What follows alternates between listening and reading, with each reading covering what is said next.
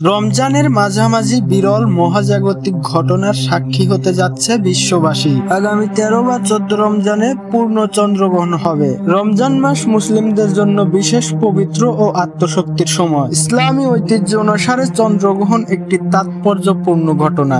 এ সময় ইসলামে সালাতুল খুসুফ বা চন্দ্রগ্রহণের বিশেষ নামাজ আদায়ের বিশেষ এক গুরুত্ব রয়েছে।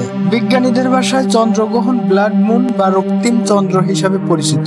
এর আলো আকর্ষণীয় ও লালচে রঙে রূপান্তরিত হবে, যা 2022 সালের পর প্রথম পূর্ণ চন্দ্রগ্রহণ। ব্লাড মুনের সময় চাঁদ পুরোপুরি পৃথিবীর ছায়ায় ঢেকে যায়। এ সময় এটি রক্তিম বর্ণ ধারণ করে। বিশ্বের বিভিন্ন স্থান থেকে আংশিক বা সম্পূর্ণ দেখা যাবে। বিজ্ঞানীরা জানান, পূর্ণ চন্দ্রগ্রাসের সময় চাঁদ পৃথিবীর ছায়ায় প্রবেশ করে। এ সময় সূর্য আলোক পৃথিবীর বায়ুমণ্ডল দিয়ে ছেকে গিয়ে লালচে আবার প্রতিফলন দেখায়। এটিকে রেহেলি স্ক্যাটারিং বলা হয়, যার কারণে সূর্যাস্ত এবং সূর্যোদয়ের সময় আকাশ লালচে দেখানোর মতো ঘটনা ঘটে। মহাজাগতিক এই দৃশ্য খালি চোখেই দেখা যাবে। এর জন্য বিশেষ কোনো সরঞ্জামের প্রয়োজন হবে না। ব্লাড মুন উত্তর ও দক্ষিণ আমেরিকা, বিশেষ করে যুক্তরাষ্ট্র, কানাডা, মেক্সিকো, ব্রাজিল, আর্জেন্টিনা ও চিলি থেকে আংশিক আকারে দেখা যাবে। এছাড়া ইউরোপের যুক্তরাজ্য, ফ্রান্স, স্পেন ও জার্মানির কিছু অংশেও আংশিক চন্দ্রগ্রহণ দেখা যাবে। তবে এ সময়ের মধ্যেই চাঁদ